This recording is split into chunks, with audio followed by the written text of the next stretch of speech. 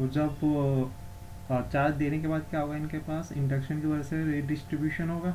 ठीक है, तो वो हमें बताना है कि रेट डिस्ट्रीब्यूशन के बाद हर सरफेस पे कैसा चार्ज दिखेगा, कितने चार्ज आएगा वो बताना है, ड्रॉ करना है। और सेकेंड क्वेश्चन में बोल रहा है कि अगर हम स्फीयर बी, यानी दिस स्फीयर को, ये बी है, ये सी, ये ए, स्फीयर बी को अगर अर्थिंग कर देते हैं, अर्थ कर देते हैं, तो फिर से नेट चार्ज ऑन बी क्या होगा। अभी तो टी क्यू है, अर्थिंग के बाद नेट चार्ज कितना होगा। ओके, तो पहले हम देखते हैं कि इसका डिस्ट्रीब्यूशन कैसे होगा चार्ज का, फर्स्ट क्वेश्चन के हिसाब से।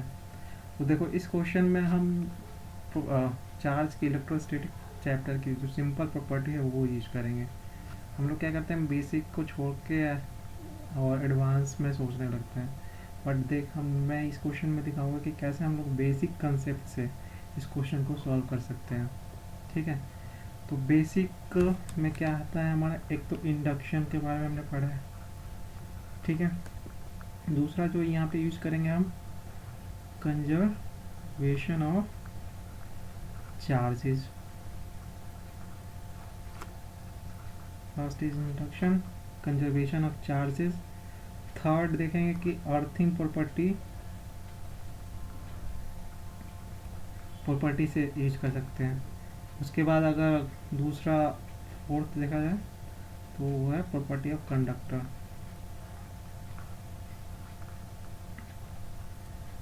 ठीक है, अब देखते हैं क्वेश्चन पे चलते हैं। अब हमें पता है कि जब प्रॉपर्टी ऑफ कंडक्टर पहले देखते हैं, कोई भी स्फेरिकल शेल को अगर कोई चार्ज हम क्यू देते हैं तो सारा का सारा चार्ज कहाँ जाता है, वो आउटर सरफेस पे। इट मीन्स क्या होगा कि जो ए रेडियस वाला हमारा सेल है उसमें सारा चार्ज क्या आ जाएगा, आउटर सरफेस पे। इट मीन्स कि इनर सरफेस पे 0, आउटर सरफेस पे क्यू आ गया। ठीक है, अब देखो, अब इंडक्शन की वजह से क्या होगा कि जो सेकेंड स्फीयर है, स्फीयर बी, वो Q charge minus Q charge होगा उसके इनर सरफेस पे, इंडक्शन की वजह से आ जाएगा। तो ये आ जाएगा माइनस क्यू, और जो बचा हुआ चार्ज होगा वो आउटर सरफेस पे चला जाएगा। इट मीन्स कि टोटल चार्ज 2 क्यू था, तो माइनस क्यू इधर गया तो आउटर क्यू पे कितना हो जाएगा, 3 क्यू। अब दोनों को ऐड करके देखो तो 2 क्यू बनता है। इसमें क्या है, आइसोलेटेड सेल था ना हमारा, कहीं से इस पर चार्ज ट्रांसफर नहीं हो सकता है, तो नेट चार्ज कितना होना चाहिए, कांस्टेंट होना चाहिए। तो ये हमारा कंजर्वेशन ऑफ चार्ज हो गया इसमें प्रॉपर्टी। फर्स्ट वाला हमने इंडक्शन यूज किया था। ठीक है, सेम चीज़ हम आउटर सेल के लिए यूज करते हैं। तो आउटर सेल में इनर सरफेस पे कितना, इंडक्शन की वजह से -3 क्यू। ठीक, तो उसके आउटर सरफेस पे क्या आ जाएगा, जो सेल सी है तो उसमें 8 क्यू आ जाएगा। ठीक है, तो ये हमारा सिंपल डिस्ट्रीब्यूशन ऑफ चार्जेस हो गया। तो इसमें हमने देखा कि सिंपल जो प्रॉपर्टीज ऑफ कंडक्टर है वो यूज किया, जो इलेक्ट्रोस्टैटिक्स में यूज करते हैं। तो क्वेश्चन बहुत डिफिकल्ट लगता है, बट अगर आपका बेसिक स्ट्रांग है, बेसिक प्रॉपर्टी आप पता है और उसको कैसे यूज कर सकते हैं, तो आप इजीली फाइंड आउट कर सकते हो, किसी भी क्वेश्चन को सॉल्व कर सकते हो। ठीक, तो ये डिस्ट्रीब्यूशन हो गया। अब क्वेश्चन में बोल रहा है कि अगर मैं स्फीयर बी को अर्थिंग कर देता हूँ, तो ये कर दिया हमने अर्थिंग।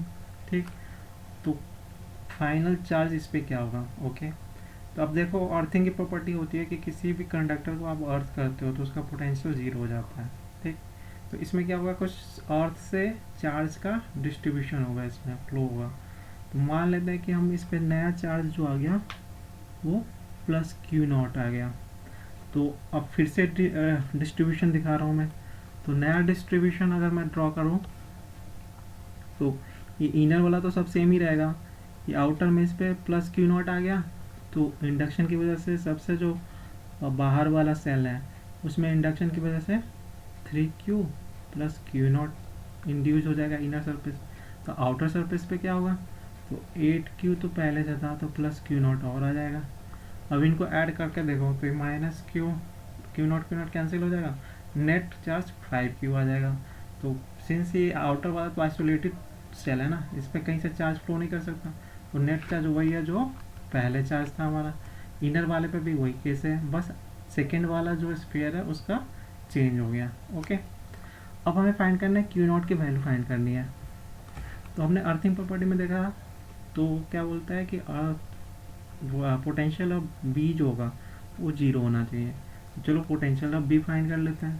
तो पोटेंशियल ऑफ बी जो होगा वो पहले हम निकालते हैं इनर स्फीयर, मतलब सब स्फीयर ए की वजह से सेल बी का, सेल ए की वजह से सेल बी का पोटेंशियल कितना होगा। सिंपल है, इनर सरफेस पे तो जीरो चार्ज है तो वो तो जीरो हो जाएगा। आउटर सरफेस का निकालते हैं पहले, के क्यू बाय डिस्टेंस कितना हो गया, तो डिस्टेंस हो गया 2a। ठीक है, अब आ जाता है ये वाला नया चार्ज डिस्ट्रीब्यूशन, ये वाला है देखो। अब आ जाएगा माइनस क्यू की वजह से, तो ये माइनस के क्यू बाय 2a। ठीक, फिर आएगा हमारा 3q plus q not into के डिवाइडेड बाय और 2a आ जाएगा। अब आ जाएंगे सबसे बाहर वाले सेल का, तो ये के 3q plus q not divided by 4a आएगा। और आउटर सरफेस ऑफ सी की वजह से आ जाएगा हमारा प्लस के 8q plus q not divided by 4a। ठीक है, अब इन सब का सम क्या हो जाएगा, इक्वल टू 0 के इक्वल हो जाएंगे, रख देंगे। पहले इसको सॉल्व करते हैं तो ये कैंसिल हो गया और हम कॉमन ले लेते हैं क्या, के ये कॉमन ले लिया, तो ये बचा हमारा 3q by 2 plus q naught by 2। Second में आएगा हमारा माइनस 3q बाय 4 तो minus q naught by 4 plus 8q by 4 plus q naught by 4 equal to 0। ठीक है, अब इसको सॉल्व कर दो तो क्यू नॉट, क्यू कितना आ जाएगा 3/2 माइनस 3/4 प्लस 8/4। और क्यू नॉट का केस में क्या आएगा, क्यू नॉट के केस में हमारा आ जाएगा, क्यू नॉट के केस में क्या आएगा, q naught plus q naught बाहर ले लिया तो 1/2 minus 1/4 plus 1/4 that is equal to 0। इसको सॉल्व करोगे तो क्यू हो जाएगा 4 एंड 6 माइनस 6 हो गया 14, 11 आ गया।